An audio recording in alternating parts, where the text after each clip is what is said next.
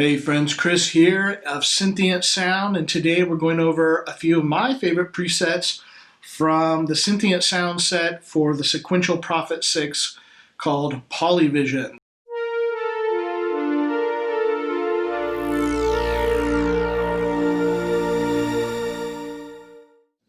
Alright, so the purpose of this video today is to show off some of my favorite presets from this sound set, PolyVisions, as well as some of my impressions of the Prophet 6, some tips on how to get the best sound out of it, and also just to have a general walk and talk through these favorites, giving you kind of the mindset about why I created them. So I hope you're going to enjoy it.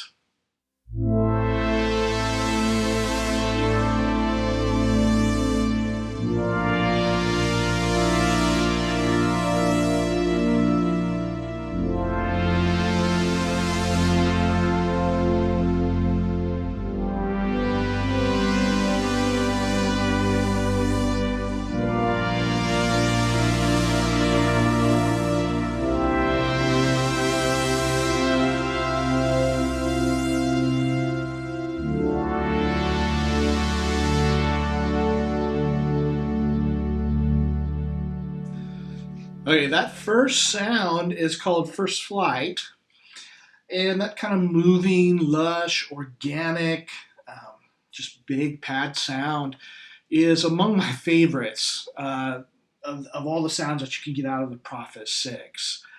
A friend of mine lent this to me. I've had it for several months making these presets, and I'm really impressed with it as a synthesizer. The first couple of days, though, I thought it sounded thin and harsh as I was playing through the factory presets. I just wasn't impressed. I was a little bit worried about making a sound set for it because I wasn't in love with it. But towards the end of the video, I'll kind of explain what that process, how it changed over with it, how I dialed it in, and give you some tips about how to get a better sound out of the Prophet 6. But let's keep going here. So, First Flight, of course.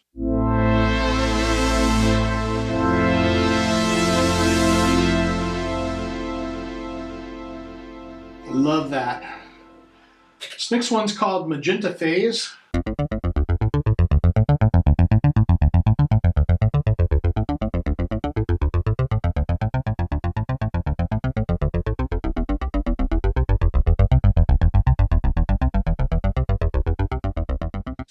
This next sound is called Locusts, and it demonstrates a harder, more distorted type of sound, but there's a lot going on in there between the different voices, unison, some chorus, but here it is.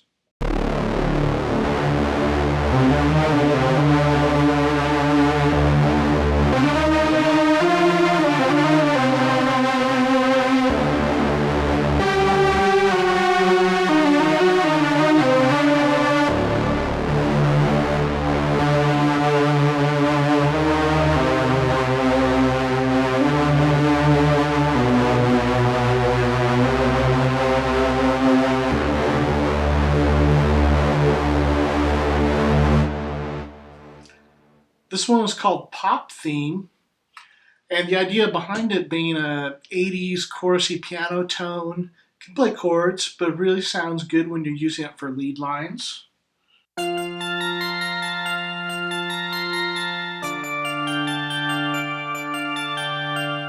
Adding a little bit of vibrato to it really brings it out, makes it stand out for your lead lines.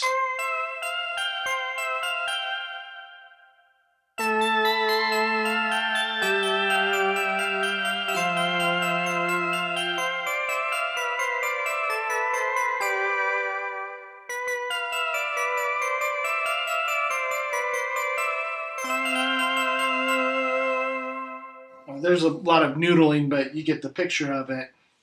Will fit into a song really well.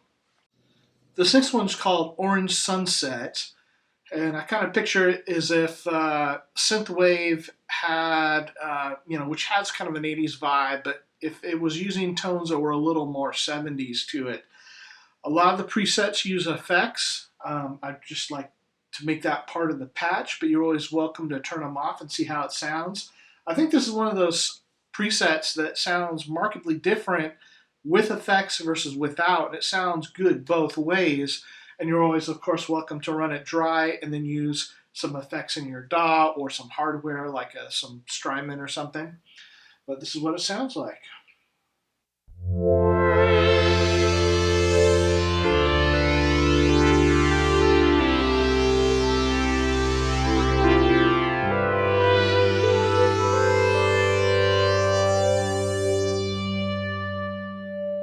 So I usually have the aftertouch set up for a little bit of vibrato from the LFO. Sometimes I use it to affect the oscillator in like micro amounts so that you can kind of push into it to have it go a little more out of tune, or have some, if you only do one oscillator, you can have some chorusing to it. And I really like that effect. This is just using the LFO. But let's take off those effects and just hear it dry.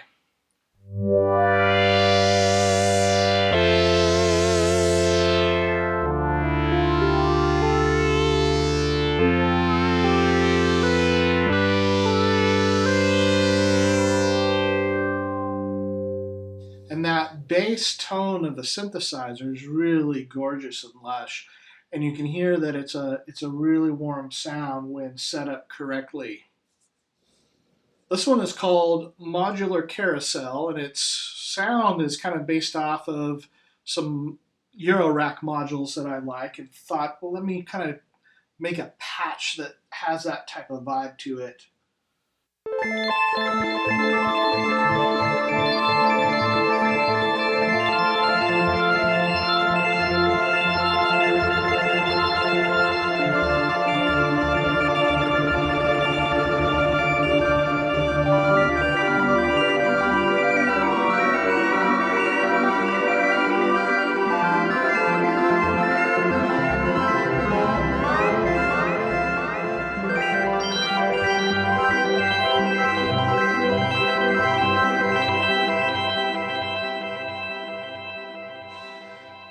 And so the mod wheel will kind of take you into like a really bad trip around the carousel there. But if you have it just ever so slightly on, it can make it very interesting.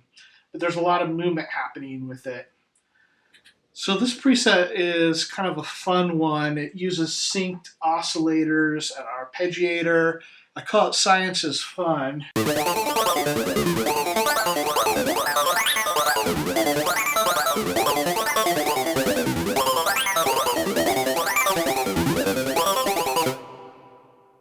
And while it's not fitting in the kind of vintage themed tones that I usually do, I thought it was just a fun sound and an unusual one. I mean, it does a classic kind of Prophet sync sound. If you lower the octave, it kind of goes into that, or maybe if you slow it down a little bit, it reminds me of Van Halen's cover of "Dancing in the Street," the synthesizer that opens it up.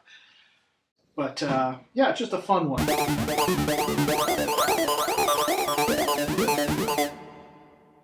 And so the aftertouch is affecting how the sync is working because it's affecting the pitch of oscillator 1. And this is Fifth Monk, which is a lead tone.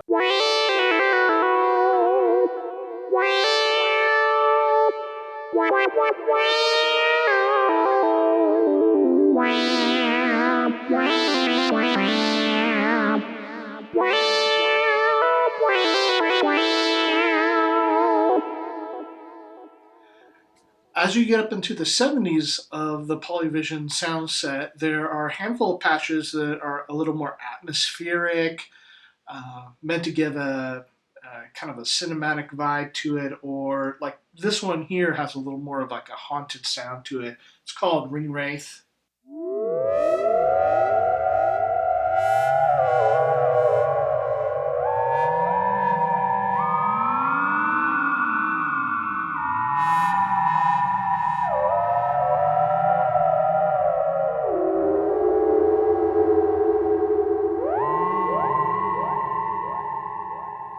As well as this one, which is called the Lair.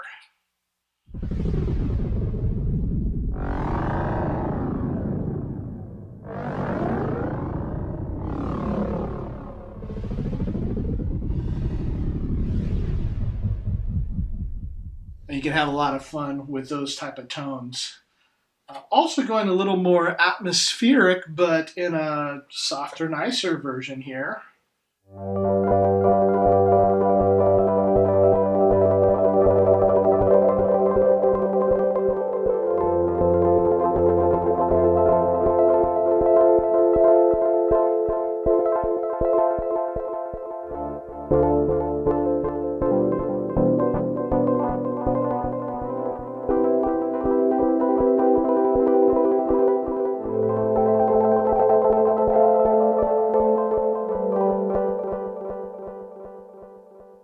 And this patch, Lucid Dream, you can control the speed of the modulations that are happening by how hard you press into the aftertouch.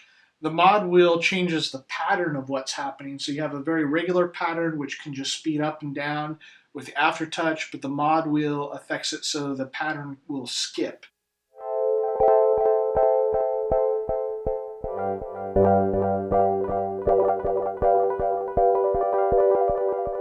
So this is using digital delay in the spring reverb. You can turn up the digital delay mix for an even more interesting sound, or turn those off altogether and use some very interesting delay, your Valhalla, your Strymon or whatever. One more atmospheric piece. This one's called Sea of Solitude, and it ended up being one of my favorite patches.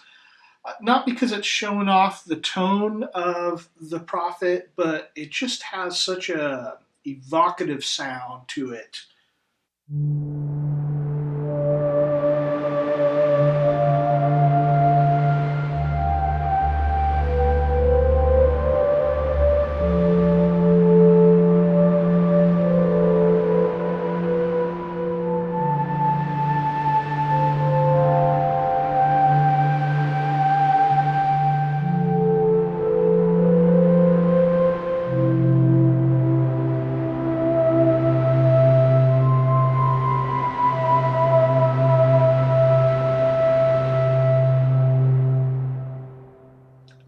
This one is called Soft Memory, and really I think it shows off the character of the tone.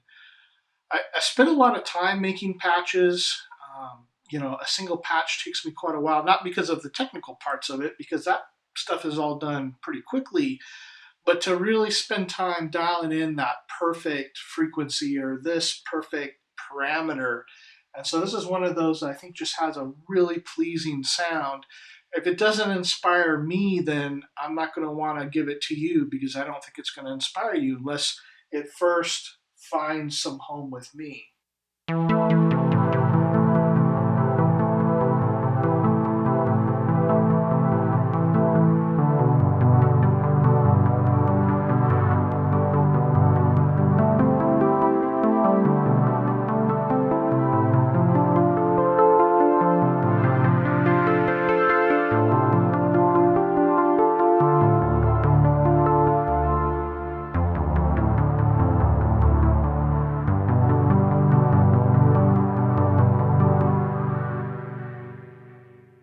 And I really like those low, like 4-note arpeggios happening there.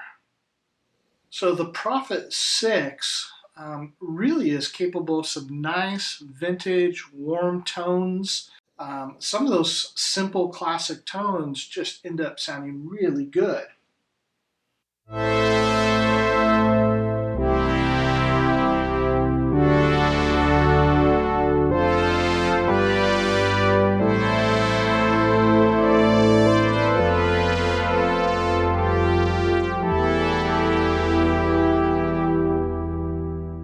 You can also bring in some modulation here, some pulse width and some tremolo.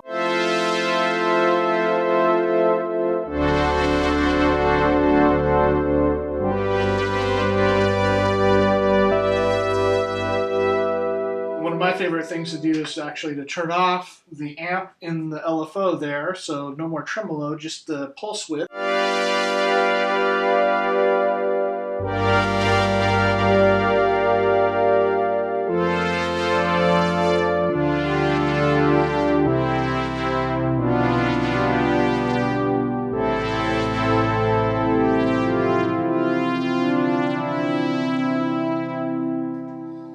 And, as I always note, I'm not great at keyboards. I'm much better as a synthesist and a guitarist, but those are just simple chords give you the flavor of what the prophet's doing rather than it being a recital about my playing. So if I make it sound like this, you'll make it sound even better. Here's an interesting one called Catch the Drift, and you should be able to figure that out. There's a couple different ways to use this. So I created the sound simply.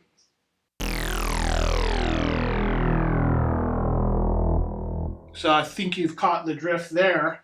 Also, if you want a little bit wider spread on the falling filters, turn unison off and you play like a wide 6-note chord. It doesn't matter, it's just going to come out on E.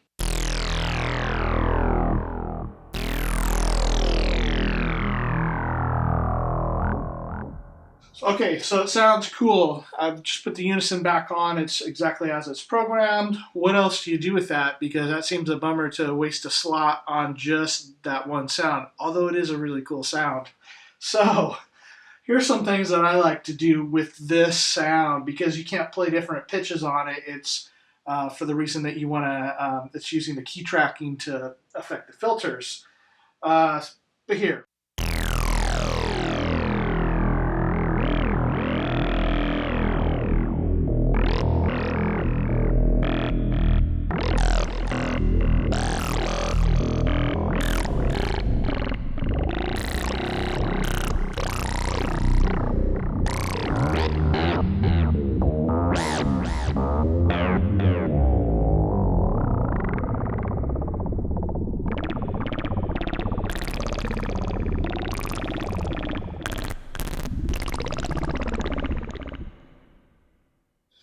This one's called Silky and Sweet, and silky is the one like character word I like to describe the prophet sound.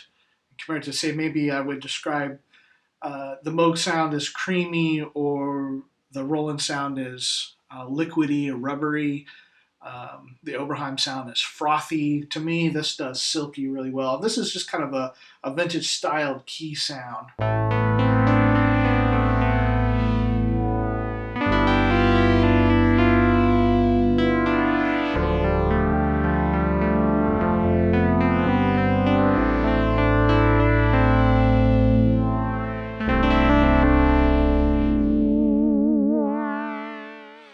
This one's called One Prophet, and it's kind of going after the sound of some of the vintage monosynths doing bass lines.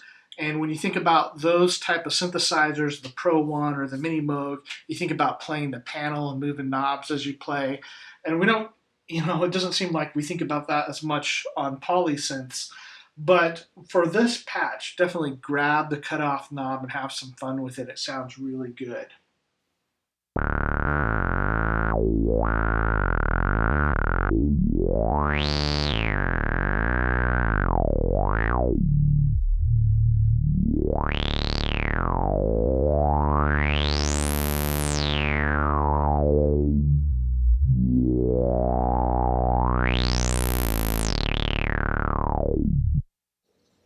Can widen it with some chorus.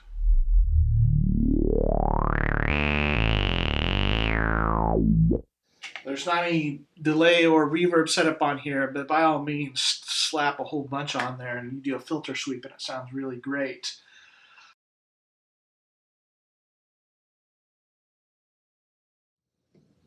So the last patch that I have here is called Ancient Drifter, and it's my favorite patch that I made off of here, this kind of chewy, organic pad sound. Like I told you at the beginning of the video, is my favorite sound from this. Actually, this patch sounds a lot like one of my favorite configurations of the Moog Matriarch, except this you have 6 voices on. So if you like, skip to the end of the video, listen to the patch. I'm going to talk for a few minutes about gain staging and how to get the best sound out of your Prophet. And if you'd like to hear that, well then, keep letting it play. So when I got my OB6, I noticed that as I was making pads, I was having a hard time because it was sounding harsh. And so as a guitar player, not the type that takes a Gibson and just turns all the knobs up on a Marshall. We've all played with kind of caveman guitarists like that. Not that type, but the more sophisticated guitar players think a lot about gain staging, much more so than I would say the average keyboard player. And so thinking about preamp and power amp, stacking your overdrive pedals, where in the chain of the gain everything is happening, thinking like a sound man really, that you want to set everything up for a good signal to noise ratio, to have the headroom where you want the headroom, and to overdrive where you want to overdrive. So I began bringing some of my levels back on my OB6 and finding a really sweet spot. So now, years later, as I'm playing the Prophet 6 for the first time, I'm finding the same thing.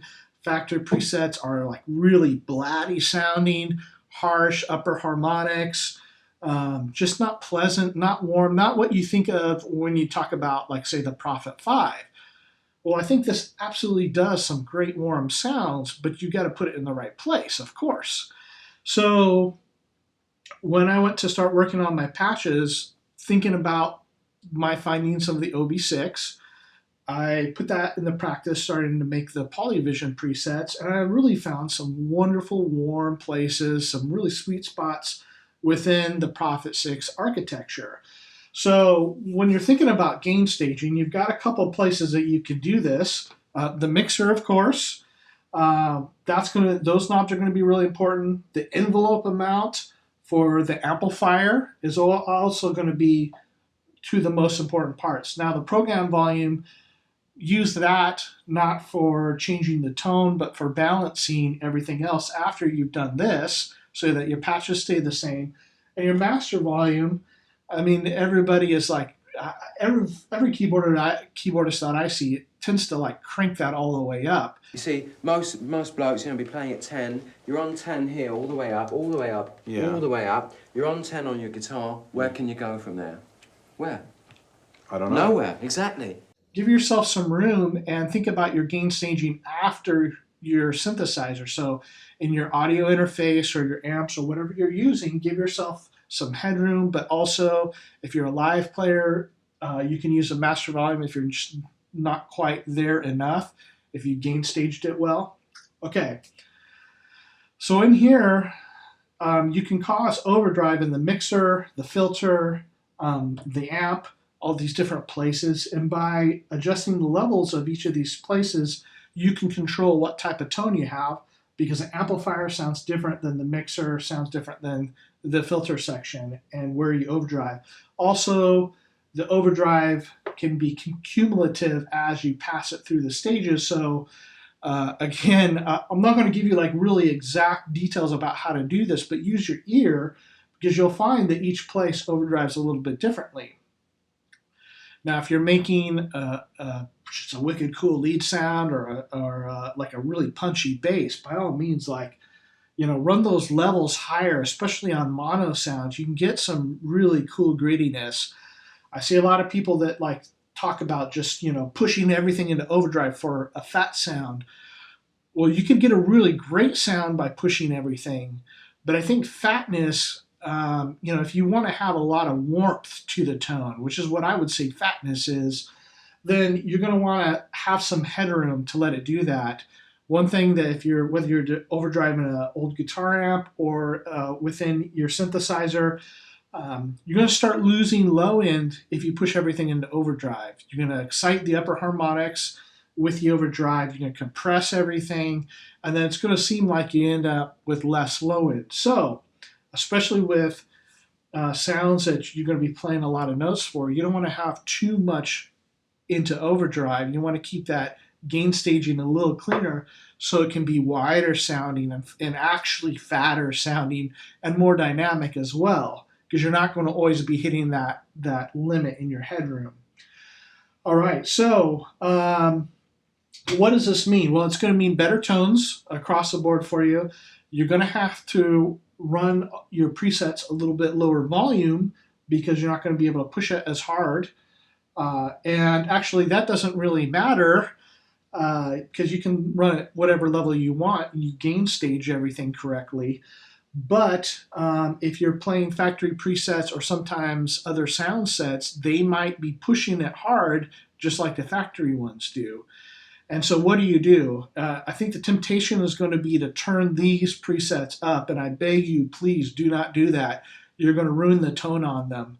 What I would instead suggest, if you're going to mix some of these presets with presets from the factory or that you've made or other people have made, is to actually bring those down, because you're going to find that probably those are going to sound better if you find the correct spot to do it. And usually it's going to be in the envelope mount in the mixer, and to find that sweet spot. And so some of those sounds that you like in the factory sounds will probably sound better if you bring them down. So that's something that I wanted to share, and I hope it's useful to you as you spend time on a Prophet 6 or an OB6. It also gives you a reason why these presets are just a little bit lower in volume than the factory ones, and also the steps. Again, please don't turn these ones up. You're going to make them sound harsh, and they're really warm and fat sounding right now. So try bringing those other ones down. I can't stress that enough. I'm going to play for you now Ancient Drifter and kind of leave you with this beautiful warm sound.